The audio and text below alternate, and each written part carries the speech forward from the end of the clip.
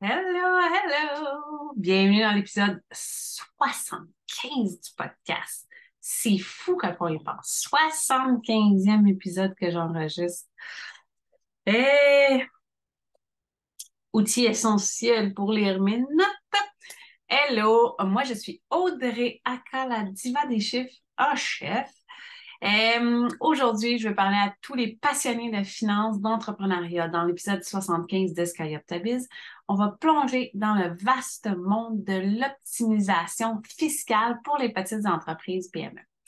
Explorez avec moi les déductions fiscales disponibles et découvrez comment maximiser les économies d'impôts de manière légale pour donner à votre entreprise l'avantage concurrentiel dont elle a besoin. La première étape, c'est bien important de bien comprendre les déductions fiscales qui sont disponibles.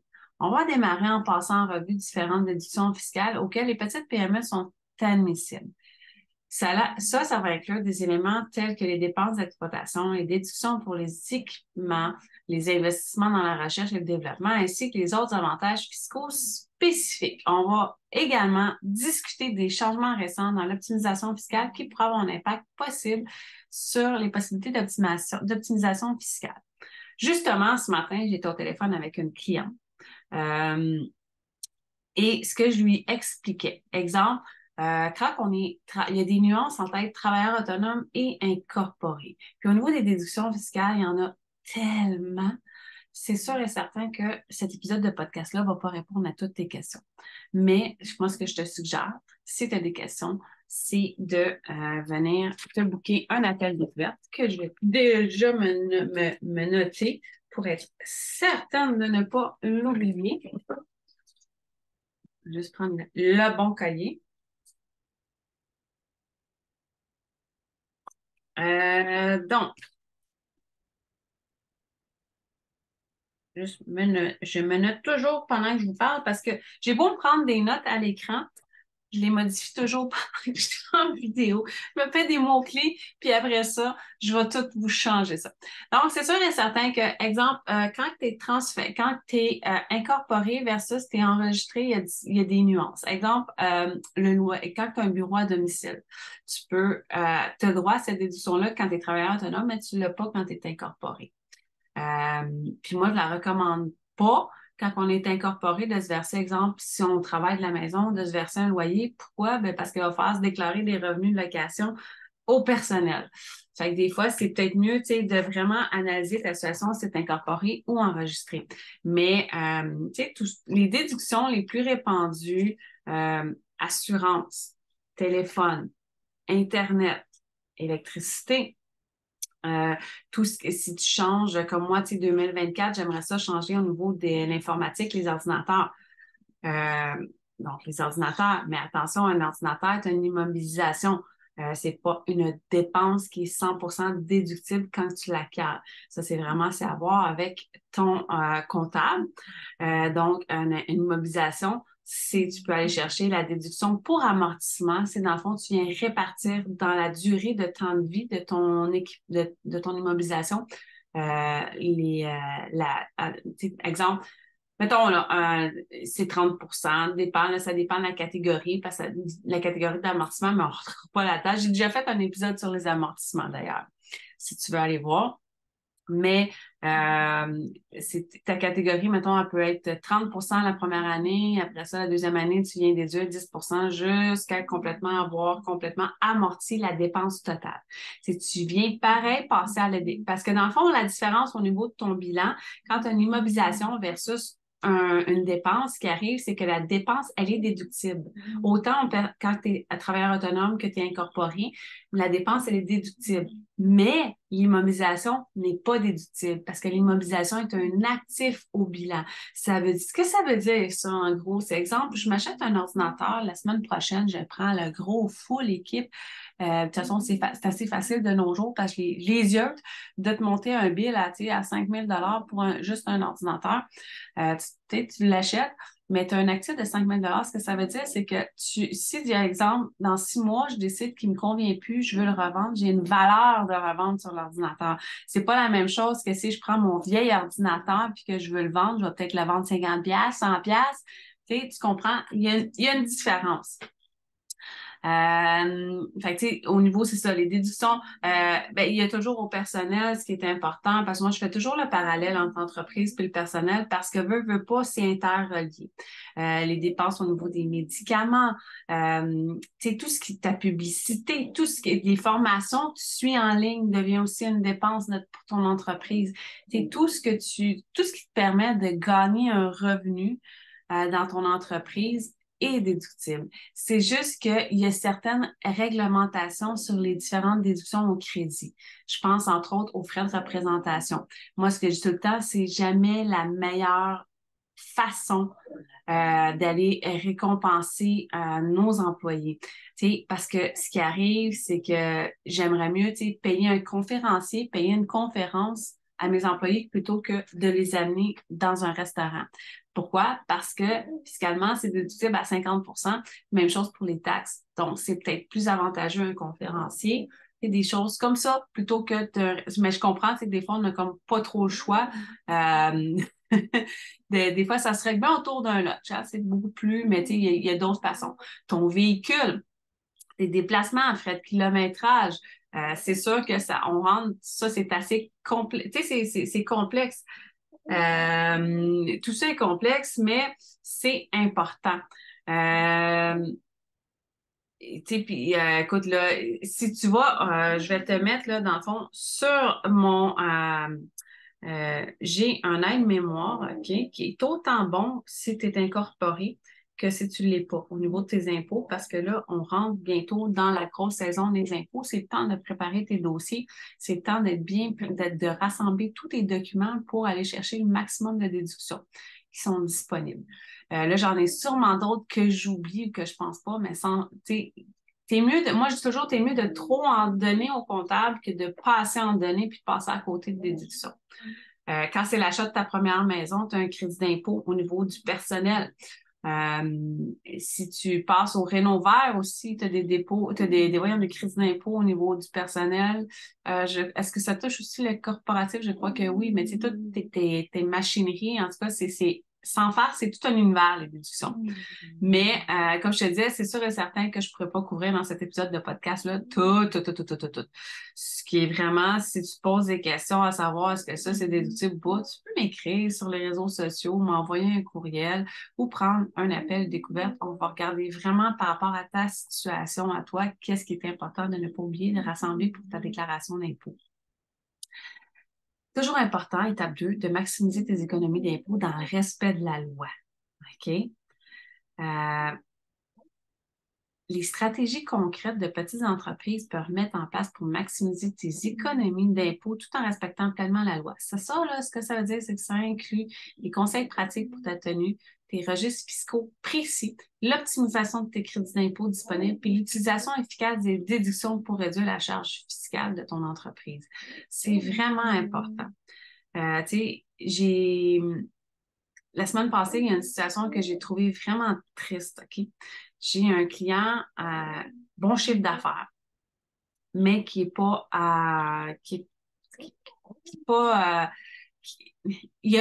ça faisait longtemps que je lui en parlais de déléguer les paiements à faire parce que c'est pas une question de manque de liquidité, c'est vraiment une question de non-discipline. Moi, je m'occupais de toute la partie des papiers. Donc, tu sais, il venait me porter les papiers à tous les mois. Il me répondait à mes questions. Moi, je faisais les déclarations au niveau du gouvernement, Revenu Québec, l'ARC, par rapport à tout ça. Sauf que les paiements, ils gardaient ça à l'interne. Puis malheureusement, des ententes de paiement après avec Revenu Québec, des saisies ont été faites, tout ça, puis ça fait en sorte que ça peut aller très loin quand on ne respecte pas les lois. Tu as l'obligation de faire, de tenir. C'est une obligation, une loi T'es dans l'obligation d'avoir des registres comptables précis. Tu peux pas dire, tu peux pas dire, ben, je le savais pas. Tu peux pas dire, ben, je l'ai pas fait. Faut que tu le fasses quand on te le demande. Fait que, tu sais, il faut que ça soit bien fait, puis c'est ça, c'est quand on te le demande, mais quand tu es en période que tu te fais vérifier, tu es en période de stress intense. C'est pas le temps, quand tu es en train de te faire vérifier, d'arranger, d'organiser, de créer tes livres comptables. C'est pas le temps. Tu sais, hey, Momo, tu ronds fort, hein? Ça va la vie? Moira, il fait un gros dodo sonore. Désolée. Mais c'est ça. Dans le fond, quand tu es en période de vérification, c'est une période de stress vraiment accrue. Et moi, je le vis souvent là, avec mes clients là, parce que on se fait tout le temps vérifier. Que ce soit moi, que ce soit mes clients, il y a toujours des. Puis souvent, comme là, je pense en ce moment, là, je ne sais même plus combien j'ai de dossiers actifs qui sont en vérification en ce moment, tellement c'est courant, là, de plus en plus. Déjà là, pour moi, c'est toujours un stress. Fait que j'ose même pas, tu sais, quand c'est pour la personne qui se fait vérifier, c'est encore plus stressant. Fait que c'est vraiment important, tu sais, que toute ta comptabilité soit sa coche. Pourquoi? Puis en plus de ça, quand tu engages un expert, là, je te parle d'un vrai expert, quelqu'un qui connaît ça. Parce que, tu sais, oui, il y en a qui offrent un service junior, mais ils ne vendent pas comme étant un service junior, mais ils ne connaissent pas toute la loi, ils ne connaissent pas tous les impacts. C'est important, c'est d'avoir quelqu'un d'expérimenté. C'est sûr qu'il y a un prix à payer pour ça. Pour le service expérimenté. C'est pour ça d'ailleurs que moi, ben là, justement, au niveau de mon service de comptabilité, j'ai sorti, c'est tout nouveau, là, j'ai signé quelques clients avec ça, j'ai sorti un service tout nouveau pour vraiment, tu sais, pour, comment je te dirais, compartimenter c'était certains services, quand c'est de l'entrée de données, que c'est un tarif plus abordable versus quand c'est vraiment les fins de mois, tout ça, que c'est important là d'aller vérifier, de s'assurer qu'on est conforme, d'aller chercher toutes les déductions, de voir là où est-ce qu'il y a eu des manques au niveau tu sais, de mon client qui a oublié certains documents, quand je vois qu'il y a justement plein, aïe aïe, avec mon doigt, quand je vois qu'il y a plein de frais de restaurant, mais d'y faire la suggestion, tu sais, que c'est peut-être pas la meilleure des dépenses par rapport que tu peux pas aller chercher 100%. Donc, c'est mieux de récompenser tes employés différemment. C'est important. Moi, je trouve que c'est important, la reconnaissance, être reconnaissant pour nos employés parce que c'est eux qui permettent que notre entreprise brille puis qu'elle ait un succès puis qu'on peut croître puis qu'on peut avancer. C'est important, la reconnaissance. Sauf que, tu sais, des fois, il vaut mieux avoir une reconnaissance un petit peu plus stratégique pour que ce soit, tu sais, moi, j'aime beaucoup les situations quand c'est win-win, quand c'est gagnant-gagnant pour tout le monde, mais les frais de représentation, moi, je trouve pas que c'est un frais qui est gagnant du tout, du tout, du tout. Euh, Puis, tu sais, justement, tu sais, c'est ça, comme je te dis, j'ai offert aussi, maintenant, j'offre des services, tu sais, de consultation où est-ce qu'on peut regarder, qu'on peut planifier, tu sais, j'en ai, justement, là, cette semaine, j'ai 2 mandats à faire au niveau de l'optimisation, au niveau des impôts, de la fiscalité, que je vais demander certains documents, que tu sais, j'ai accès, moi, de mon côté, à une partie, puis à une autre partie, j'ai pas accès. Puis ils vont, dans le fond, ils vont me donner, dans le fond, les documents que j'ai besoin pour pouvoir faire des suggestions au niveau, s'assurer qu'à la fin de l'année, on ne se ramasse pas avec un solde d'impôt à payer au personnel. Ça, c'est important. Ensuite de ça, il va y avoir je vais te donner, des astuces. Moi, je vais te mettre le lien là, d'un livre, le Profit First, OK? Ce livre-là, là, je ne l'ai pas proche de moi. Oui, bien proche de moi.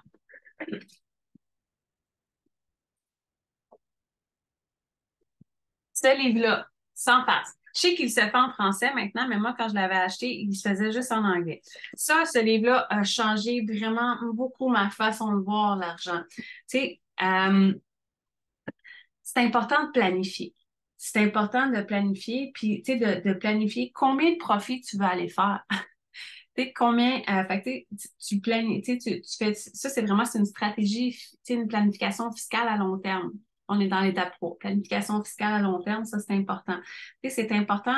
Moi, je trouve que c'est important. Je comprends que que ça va arriver dans la vie de ton entreprise, que à certains moments, tu ne seras pas capable de faire face à tes obligations. Ben, dans ce temps-là, tu prends une entente que tu peux respecter. Ça arrive des fois que l'entente, on ne peut pas la respecter. Ben, tu prends le téléphone puis tu appelles quand tu ne peux pas. Mais tu sais, moi, je préconise beaucoup la planification, l'épargne automatique. Justement, tu sais, mes obligations fiscales sont toutes programmées. Ça se vire automatiquement dans un compte spécifique pour mes obligations fiscales telles que l'impôt, les taxes, les DAS à payer. Tout est planifié. Puis ce que je fais, mon devoir en tant qu'entrepreneur, ben une fois par mois, puis tu sais que mettons comme moi en tant que comptable, je vais le dire à mes clients, exemple, ben, dans ton compte qu'on a ouvert, qu'on a créé pour tes impôts, DAS et taxes, exemple, tu as un manque à gagner de tel montant, tu as un surplus de tel montant, donc tu sais, tu peux skipper un prélèvement ou tu sais, le garder en réserve pour le futur. Puis comme ça, quand ça arrive, que c'est le temps de faire tes taxes, payer tes DAS, tu as l'argent. Tu l'as.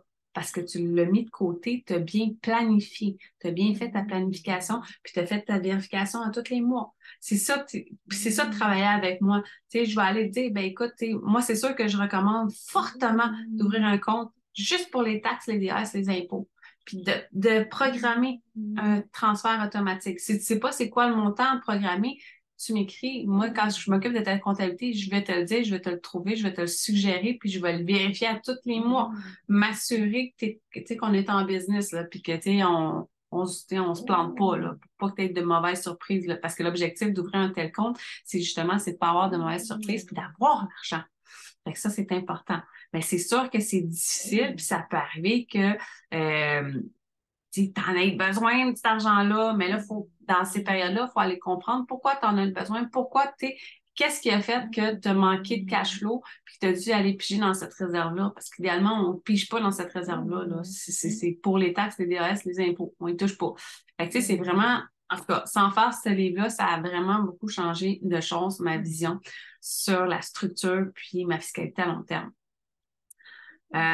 Parce que plus tu es capable de te planifier dans le long terme, de te voir dans le long terme, plus tu as une viabilité qui est réaliste. Puis ça, c'est important. C'est important de comprendre toutes les implications fiscales à chaque étape du développement de ton entreprise. C'est important de le comprendre.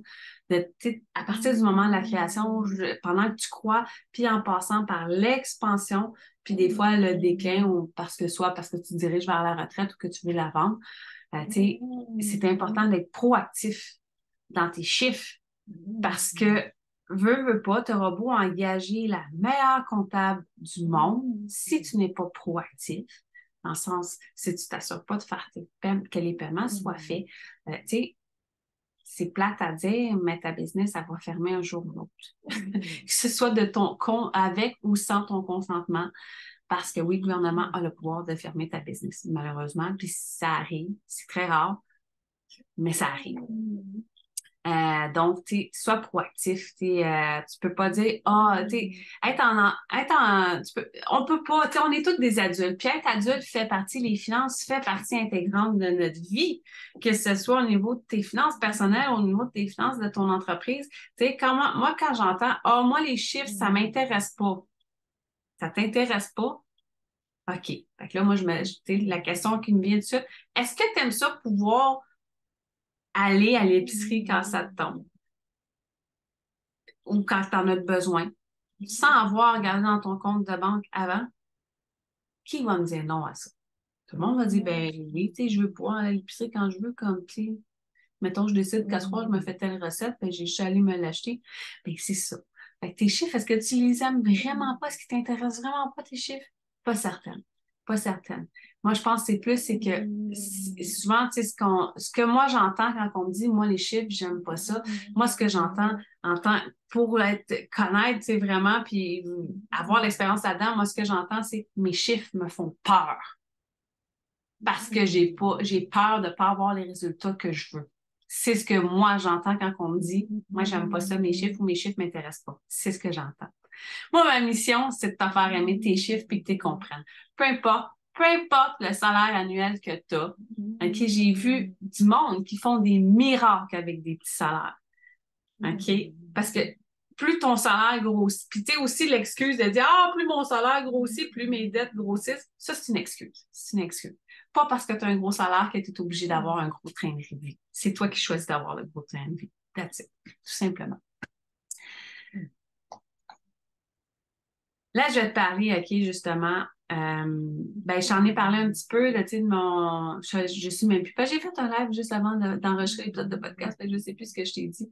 Mais tu sais, quand je te disais tantôt, Revenu Québec a le pouvoir de fermer ton entreprise, oui, parce que si ils voient que, exemple, tu as accumulé un trop gros retard dans tes obligations fiscales à payer, puis qu'ils ne croient pas, exemple, que tu peux survivre, que ta compagnie ne peut pas survivre à payer le courant, puis rattraper ce qui est en retard, puis continuer à rouler. S'ils ne sont pas capables de voir ça dans tes chiffres, dans ta comptabilité, ils peuvent décider, on met les clés dans le porte et ferme. On ferme complètement la compagnie. Fait que c'est vraiment important, avant même de penser à partir d'une entreprise, c'est primordial de t'assurer, tu n'as pas le choix, tes chiffres, tu n'as pas le choix. Tu n'as pas le choix, c'est comme, tu sais, puis sans farce, les chiffres ont le pouvoir de t'empêcher de dormir la nuit. Ils ont vraiment ce pouvoir-là, tes chiffres. Ils ont le pouvoir de bien te faire dormir la nuit, mais ils ont aussi le pouvoir de mal te faire dormir la nuit. Vraiment. Je te parle par expérience. J'ai déjà eu des périodes dans ma vie où est-ce que j'étais même pas capable de me nourrir, où je devais choisir entre les médicaments qui étaient vitaux pour mon chien et me nourrir. J'ai connu tout ça. J'ai connu aussi des périodes de vraiment de grosse abondance. Mais moi, ce que je vise vraiment, c'est l'équilibre. Qu'en période d'abondance, je vais pas me mettre à dépenser plus. Je vais juste l'économiser pour quand je vais être en période creuse. Quand je parle d'une période creuse, c'est exemple tout le temps dans les vacances. Les vacances, ça, on dirait que la discipline de payer la facture du comptable, elle n'existe plus dans les vacances. Fait que souvent, vacances de Noël, vacances de la construction, j'ai bien de la misère à courir après mes paiements. Fait que, tu sais, je trouve ça plate parce qu'à chaque... Mais tu sais, j'envoie la facture, c'est payé quasi tout de suite. Fait qu'il y en a pour qui cette excuse-là n'existe pas. Comme moi, je reçois une facture, je la paye tout de suite. Si elle n'est pas programmée pour être payée automatique, c'est fait automatique. That's it. Fait que, pour conclure cet épisode, je te rappelle et je te souligne l'importance d'une approche réfléchie et éthique en matière d'optimisation fiscale. OK? Pour assurer la croissance durable de ton entreprise au niveau de tes finances. Dis-toi une chose, Revenu Québec, Revenu Canada débarquent demain matin chez vous, cognent à ta porte, veulent voir tes livres comptables. Est-ce que tu as peur? Si la réponse est oui, book un appel découverte, ça presse. Faut pas que tu aies peur. C'est pas normal que tu aies peur. Si tu as peur, c'est parce que tes choses sont pas en ordre. Faut que ce soit en ordre. Quand je te dis que tes chiffres ont le pouvoir de t'empêcher de dormir la nuit, ça, je fais référence. Les petites entreprises peuvent prospérer en comprenant pleinement les avantages fiscaux disponibles et en mettant en place des stratégies judicieuses pour minimiser la charge fiscale. Reste à l'écoute pour plus de conseils pratiques et astuces de la part de ta diva des chiffres en gestion fiscale efficace pour ton entreprise. Je t'invite à venir me suivre sur mes différents réseaux sociaux, que ce soit Instagram, que je suis très active, Facebook aussi. Donc, plus sur Instagram. Viens me suivre sur Instagram. Cherche la diva des chiffres. Tu vas me trouver. Puis, à tous les jours, je partage des trucs, des astuces de ma vie. Je te partage aussi ma vie, mon quotidien. Tu peux tout voir ça. Fait que, viens me suivre. Et puis, là-dessus, je te dis très belle semaine. Puis, on se revoit dans un prochain épisode. Bye bye!